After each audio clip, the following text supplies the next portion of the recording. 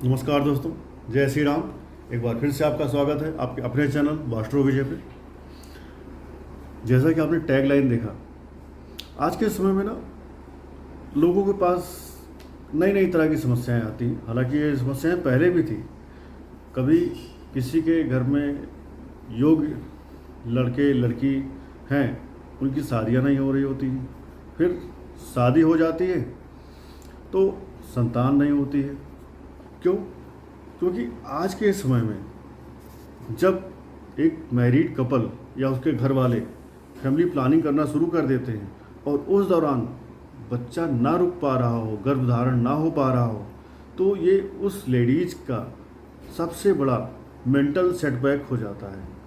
कोई भी लेडीज अगर बच्चे के लिए प्रयास कर रही हो और उसका गर्भ ना रुक रहा हो, तो आप उसके मन से पूछिए, वो लड़की, वो महिला दूसरे के जब गोद में किसी बच्चे को देखती है तो कहीं ना कहीं उसको अपने अंदर से ग्लानि महसूस होती है।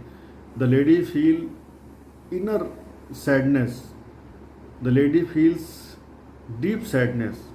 क्यों? क्योंकि वो संतान चाह रही है और उसको संतान मिल नहीं रही है, और दूसरे उसके जो पड़ोसी हैं या और जो रिश्तेदार हैं उनके गोद में बच्चे होते हैं। तो इस डिप्रेशन को, इस सैडनेस को दूर करने के लिए आपको ये उपाय मैं बता रहा हूँ। अब प्रॉब्लम क्या है? पहले लोग शादियाँ करते थे यंग एज में, 18, 20, 22 तक शादियाँ हो जाती थी, तो 24, 25 तक बच्चे हो जाते थे।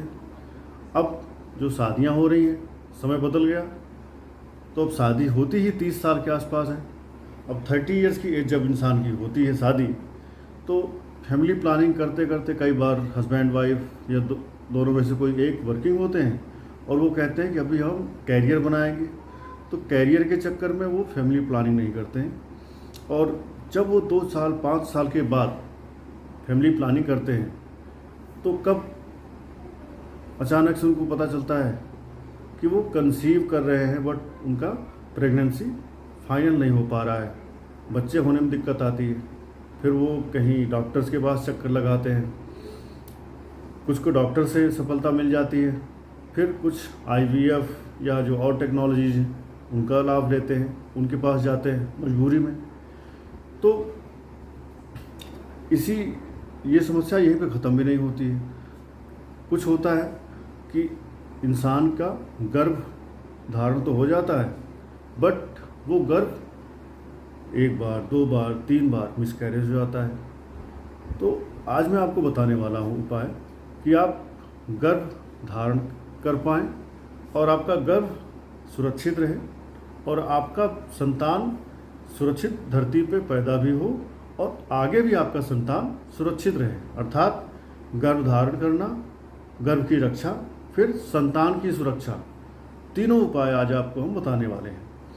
अब इसके लिए अगर शुरुआत करें तो गर्भाधान का भी संस्कार होता है, उस पर हम कभी और बात करेंगे। आज हम बात करते हैं कि जब इंसान के पेट में कोई बच्चा गर्भ के रूप में आता है तो वो टोटल 9 महीने गर्भ में रहता है माता के पेट में। तो वो 9 महीने अलग अलग 9 ग्रहों को दिए गए हैं। अब वो कौन कौन से ग्रह हैं, किस क्रम में, उन ग्रहों का एक जो क्रम होता है वो काम करता है। क्योंकि जिस महीने में जो ग्रह काम कर रहा है, उस महीने में यदि आप उस ग्रह को प्रसन्न करके रखते हैं, उस ग्रह की शांति करके रखते हैं, तो वो ग्रह आपके गर्भ को उस महीने में संवर्धन करेगा, आपके गर्भ का सुरक्षा करेगा, आपके गर्भ के ऊपर कोई नकारात्मक असर नहीं आने देगा। तो जो गर्भ होता है 9 महीने के गर्भ में जो पहला महीना होता है वो दिया गया है शुक्र को। शुक्र अर्थात शुक्राणु, अर्थात स्पर्म, अर्थात बीज। तो क्योंकि स्पर्म से ही बनते हैं शुक्राणु, और वो शुक्राणु स्पर्म मिलके ही मेल फीमेल के एक गर्भ को कंप्लीट बनाते हैं। अब जब गर्भ पहले महीने में जाता है, रहता है, तो वे महीना टोटली वीनस अर्थात शुक्र का होता है। तो जिनके आप देखें डॉक्टर्स के पास जाते हैं लोग, जब बच्चा नहीं हो पाता है तो उनके स्पर्म काउंट चेक होते हैं कई बार। क्यों चेक होते हैं? क्योंकि देखा जाता है कि इंसान के शुक्राणु हैं या नहीं हैं तो कम तो नहीं है। दैट मीन्स शुक्राणु कम होने का मतलब इंसान का वीनस कमज़ोर है। जिस इंसान का वीनस कमज़ोर होगा उसके स्पर्म काउंट कम होंगे, अर्थात शुक्राणु कम होंगे, अर्थात शुक्र कमज़ोर होगा। तो पहला महीना शुक्र को जाता है। अब यदि गर्भ धारण हो गया है या गर्भ पहले धारण नहीं हो पा रहा है, पहले महीने में ही गड़बड़ हो जा रहा हो, तो इंसान को चाहिए कि अपने शुक्र को मजबूत करें, ठीक है, या शुक्र को कमज़ोर ना करें। दो चीज़ें होती हैं, एक होता है ग्रह को मजबूत करना, एक होता है ग्रह को जानबूझ के अनजाने में कमज़ोर करना। तो वीनस से जुड़ी हुई चीज़ों को डिस्टर्ब ना करें, वीनस से जुड़ी हुई चीज़ों को आप बढ़ाएं, जिससे कि आपका शुक्र अगर कमज़ोर है तो मजबूत हो, और अगर आपका शुक्र अच्छा है और आप शुक्र की चीज़ों के साथ कुछ गलत करते हैं तो आपका शुक्र कमज़ोर होगा। सो फर्स्ट ऑफ ऑल गर्भ आपका कंसीव होकर के भ्रूण में कन्वर्ट हो, इसके लिए आपको शुक्र को अच्छा रखना है। अब शुक्र ने क्या किया? आपका गर्भ बना दिया, वो गर्भ आगे बढ़ना स्टार्ट हो गया। शुक्र अच्छा रहे, शुक्राणु अच्छा काम करे, इसके लिए हस्बैंड वाइफ जब साथ हों, गर्भाधान कर रहे हों, तो उन्हें चाहिए कि प्रसन्न मुद्रा में गर्भाधान करें।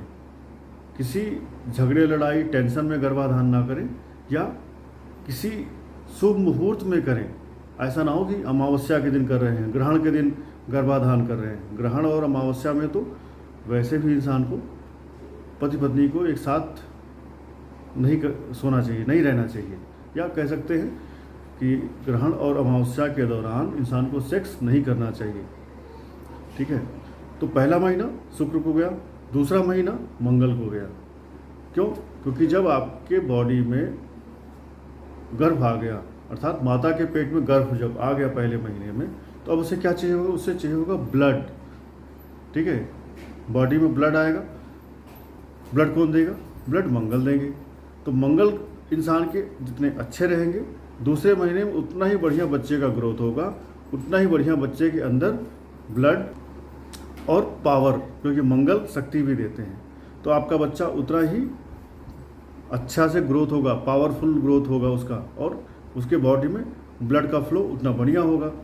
तो मंगल आप अच्छा रखते हैं सेकेंड मंथ में, मंगल को अच्छा रखने का उपाय करते रहेंगे, तो सेकेंड मंथ में आपका गर्भ बढ़िया ग्रोथ होकर के थर्ड मंथ तक पहुंचेगा। सेकेंड मंथ में आपने अगर मंगल से रिलेटेड कुछ गड़बड़ियाँ की तो मंगल आपको नेगेटिव रिजल्ट दे सकते हैं, आपका गर्भ का मिसकैरेज हो सकता है। So after second month, next is third month. Third month होता है बृहस्पति महाराज के भरोसे, उनके हवाले, क्योंकि थर्ड मंथ में ही भ्रूण में जान आती है। तो बृहस्पति महाराज को जीव कारक कहा गया है ज्योतिष में।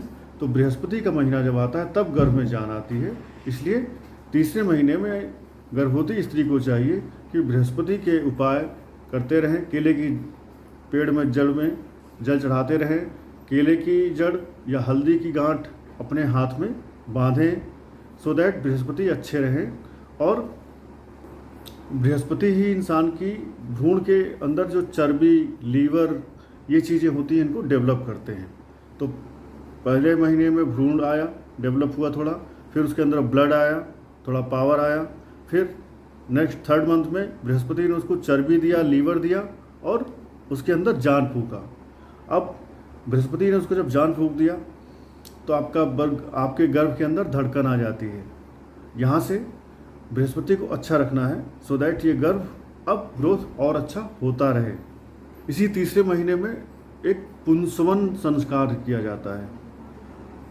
अभी तो संस्कार धीरे धीरे कम होते जा रहे हैं, बट यदि वैदिक और धार्मिक सिस्टम को, रीति रिवाजों को पालन करेंगे तो पुंसवन संस्कार तीसरे महीने में किया जाता है। तो संस्कारों पर हम कभी और बात करेंगे, अलग अलग संस्कार, किस संस्कार में क्या होता है और क्यों किए जाते हैं। अभी चौथा महीना अगर हम देखेंगे तो चौथा महीना आता है सूर्य देवता के लिए। चौथे महीने के मालिक सूर्य देवता हैं। अब जब सूर्य देवता आएंगे तो इंसान के गर्भ में ओज, तेज और सूर्य देवता के जो लक्षण हैं वो उसमें आना शुरू हो जाए। अब सूर्य देवता क्या करेंगे? गर्भ के अंदर हड्डियाँ डेवलप कराएंगे, आँख डेवलप करवाएंगे, गर्भ के अंदर पेट, गर्भ का जो पेट है वो डेवलप होगा। तो चौथे महीने में गर्भ का ये चीज़ें, ये बॉडी पार्ट्स डेवलप हो गए। इसलिए इंसान को चाहिए चौथे महीने में सूर्य देवता को प्रसन्न करके रखे।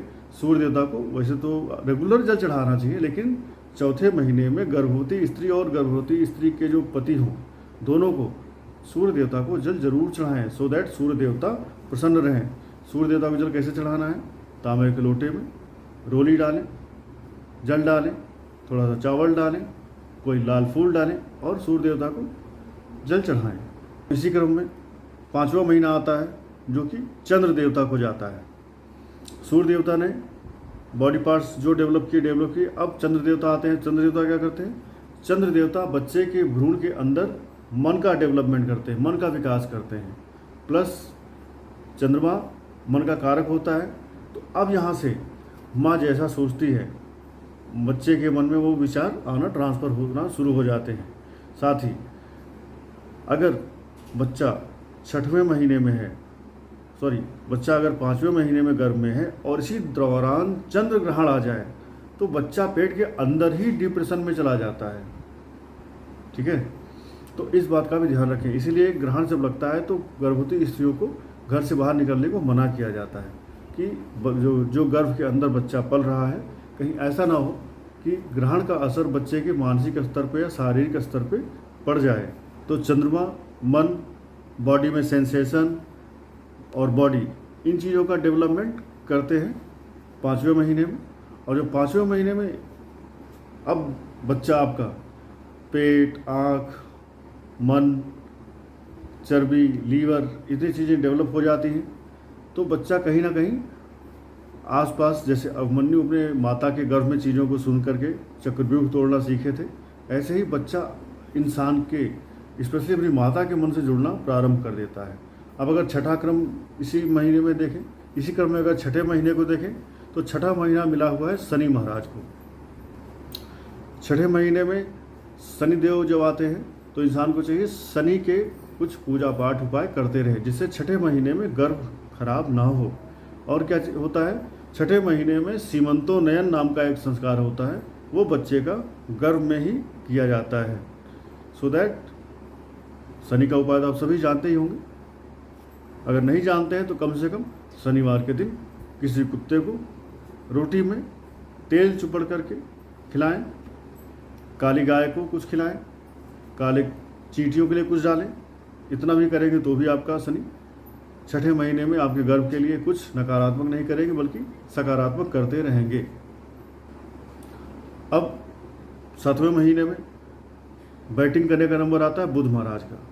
बुध महाराज जब 7वें महीने में आते हैं तो क्योंकि बुध इंसान के जवान के कारक हैं, वाणी के कारक हैं, तो बुध बच्चे को वाणी बोलना सिखाते हैं, बोलने की शक्ति देते हैं, बॉडी का डेवलपमेंट कराते हैं।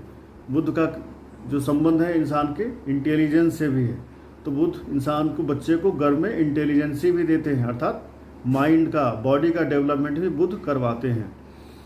अब अगर बुध पीड़ित हो जाए तो क्या होता है, बच्चा तुतलाने लगता है, हकलाने लगता है, अपनी बातों को एक्सप्रेस नहीं कर पाता है। तो 7वें महीने में बुध का नंबर आता है। बुध को अच्छा रखने के लिए हरी चीज़ों का सेवन करें, गाय को हरी पालक खिलाएं, किन्नरों को कुछ दान करें, तो इस तरह से आपके बुध अच्छे होंगे। बुध अच्छे नहीं हुए तो बच्चे को मानसिक पीड़ा, डिप्रेशन भी हो सकता है, तुतलाना हकलाना हो सकता है बच्चे के अंदर कोई चर्म रोग हो सकता है।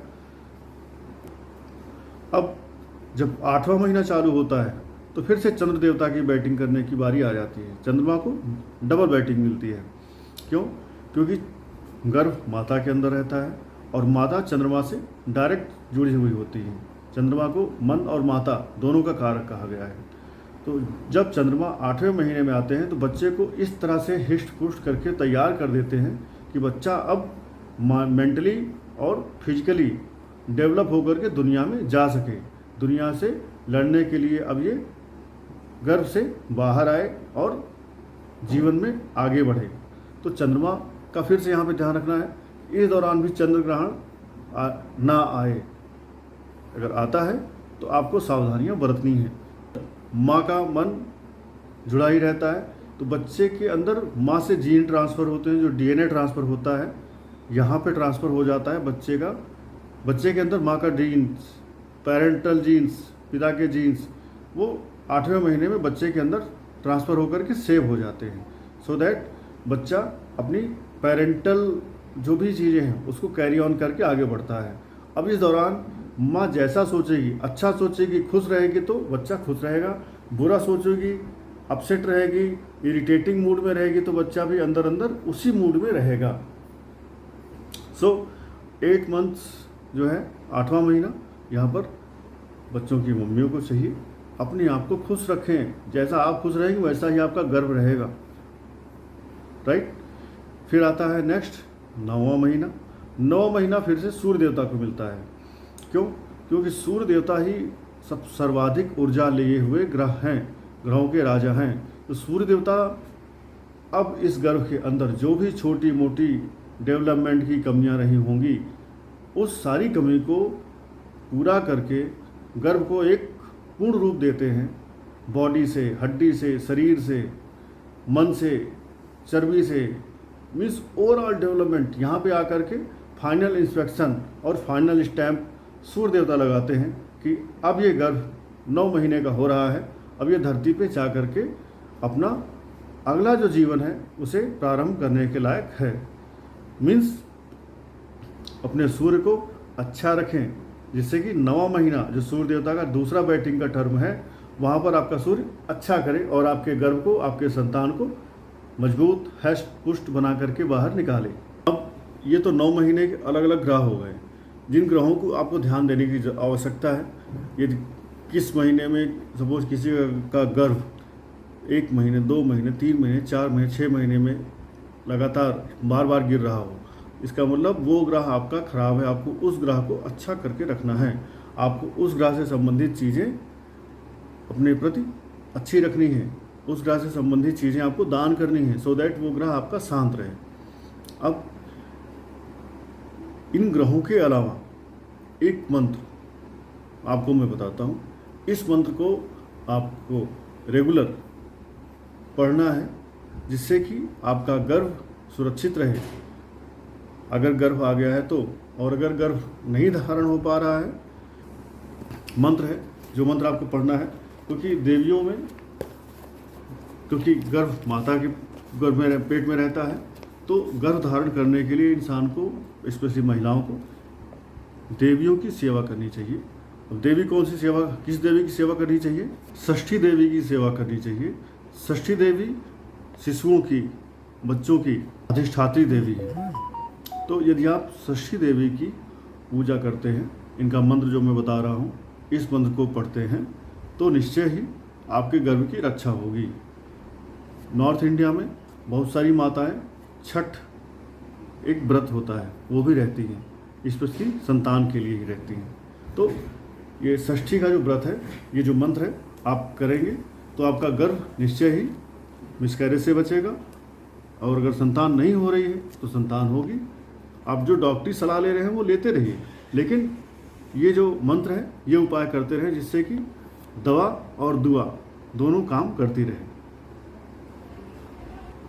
मंत्र है: नमो देवे महादेवे सिद्धे शांते नमो नमः, शुभाय देवसेनाय षष्ठी देवे नमो नमः, वरदाय पुत्रदाय धनदाय नमो नमः, सुखदाय मोक्षदाय षष्ठी देवे नमो नमः, शक्ते षष्ठान स्वरूपाय सिद्धाय च नमो नमः, मायाय सिद्धयोगिन्ये षष्ठी देवे नमो नमः, पाराय पारदाय च षष्ठी देवे नमो नमः, साराय शारदाय च पाराय सर्वकर्माणां बाराधिष्ठात्रिदेवे च षष्ठी देवे नमो नमः, कल्याणदाय कल्याणाय फलदाय च कर्मणां प्रत्यक्षाय च भक्तानां षष्ठी देवे नमो नमः, पूज्याय स्कंदकांताय सर्वेषां सर्वकर्मसु देवरक्षण कारिण्ये षष्ठी देवे नमो नमः, शुद्ध सत्व स्वरूपाय वंदिताय नृणाम सदा हिंसा क्रोध वर्जिताय षष्ठी देवे नमो नमः, धनम देहि प्रियाम देहि पुत्रम देहि सुरेश्वरी, धर्म देहि यशो देहि षष्ठी देवे नमो नमः, भूमिम देहि प्रजाम देहि देहि विद्याम सुपूजिते कल्याणम च जयम देहि षष्ठी देव्ये नमो नमः। यह मंत्र ब्रह्म वैवर्त पुराण से लिया गया है। इस मंत्र को यदि आप जपते हैं, धूप माता के सामने आपको ये मंत्र को जपना है, धूप दीप दिखाना है और माता से प्रार्थना करनी, हे माता मुझे संतान दो, योग्य संतान दो, और यदि संतान आपके गर्भ में है तो उसकी रक्षा करने के लिए प्रार्थना करनी है। या आपको अपने संतान के प्रति एक अनजाना सा डर रहता है तो भी आप इस मंत्र को जप कर सकते हैं, जिससे कि आपका संतान स्कूल में, कॉलेज में, जहाँ कहीं भी रहेगा वहाँ उसकी सुरक्षा हो सके। इस मंत्र का अर्थ है, देवी को नमस्कार है, महादेवी को नमस्कार है, भगवती सिद्धि एवं शांति को नमस्कार है, सुबह देवशयन एवं भगवती षष्ठी को बार बार नमस्कार है, वरदान देने वाली, पुत्र देने वाली, धन देने वाली, सुख प्रदान करने वाली एवं मोक्षदाता भगवती षष्ठी को बार बार नमस्कार है, मूल प्रकृति के छठे अंश से प्रकट शक्ति स्वरूपा भगवती सिद्धा को नमस्कार है, प्लस माया सिद्ध योगिनी स्वयं मुक्त एवं मुक्तिदात्री सारा, शारदा और परादेवी नाम से शोभा पाने वाली भगवती षष्ठी को मेरा बार बार नमस्कार है, बालकों की अधिष्ठात्री, कल्याणदात्री, कल्याण स्वरूपिणी एवं कर्मों का फल प्रदान करने वाली देवी षष्ठी को बार बार नमस्कार है, अपने भक्तों को प्रत्यक्ष दर्शन देने वाली तथा उनके लिए संपूर्ण कार्यों में पूजा प्राप्त की अधिकारिणी स्वामी कार्तिकेय की प्राण प्रिया षष्ठी देवी को बार बार नमस्कार है। अर्थात षष्ठी देवी कार्तिकेय स्वामी की पत्नी है। मनुष्य जिनकी नित्य वंदना करते हैं और देवताओं की रक्षा में जो तत्पर रहती हैं, उन शुद्ध सत्व स्वरूपा देवी षष्ठी को बार बार नमस्कार है। हिंसा और क्रोध से रहित देवी षष्ठी को बार बार नमस्कार है। हे सुरेश्वरी, आप मुझे धन दें, प्रिय पत्नी दें और पुत्र देने की कृपा करें तथा मुझे धर्म दें, यश दें। हे षष्ठी देवी, आपको बार बार नमस्कार है। हे सुपूजिते, आप मुझे भूमि दें, प्रजा दें, विद्या दें तथा कल्याण एवं जय प्रदान करें। हे षष्ठी देवी, आपको बार बार नमस्कार है। इस मंत्र को, जो आपको मैंने संस्कृत का मंत्र बताया, ये उसका अर्थ है। अर्थ आपको इसलिए बताना जरूरी है कि आप किसी चीज़ की जब अर्थ सहित पूजा करते हैं, अर्थात जब आप किसी मंत्र का अर्थ समझ जाते हैं, फिर जब आप उस मंत्र की पूजा करते हैं तो उसका आपको ज़्यादा लाभ होता है। हो सकता है संस्कृत आपको पढ़ना ना आता हो, लेकिन जब आपको अर्थ मालूम हो तो आप ध्यान लगाएं और प्रभु से प्रार्थना करें, माता से प्रार्थना करें कि हे माता, मैं ये जो अभीष्ट मन में कामना कर रहा हूँ ना, इसी के उद्देश्य से ये मंत्र पढ़ रहा हूँ। इसमें मुझसे कुछ गलत हुआ हो, कुछ सही हुआ हो तो मुझे क्षमा करें। तो आपकी भूल को भी माता माफ़ करेंगी और आपकी कामना को पूर्ण करने के लिए माता तत्पर हो जाएंगी। आई होप जो दंपति, जो हस्बैंड वाइफ मैरिड हैं, जो कपल हैं और बच्चा एक्सपेक्ट कर रहे हैं, उसके लिए प्रयास कर रहे हैं, इस उपाय को करेंगे और इस उपाय से वो सफल होंगे। एंड आपकी सफलता के बाद, आपकी सफलता के साथ हमको भी खुशी होगी। इसलिए हम ये उपाय आपको ले आते हैं, आपको बताते हैं। उपाय करें यदि आपकी कोई भी समस्या है, और समस्या नहीं है तो बहुत अच्छा है। फिर भी यदि आपको कोई समस्या जीवन में ना भी हो तो अपने माता पिता और अपने स्वामी, अपने भगवान, अपने देवता और अपने पितृ, अपने पूर्वज, इनके प्रति आदर भाव रखें, इन्हें नमन करें, इनके सामने सर झुकाया करें, क्योंकि आपने पीछे कुछ कर्म अच्छे किए थे, इस वजह से आपको आज अच्छा चीज़ मिल रहा है। तो ऐसा कुछ ना करें कि आने वाले टाइम में आपके लिए चीज़ें टफ हो जाएं। धन्यवाद। जय श्री राम।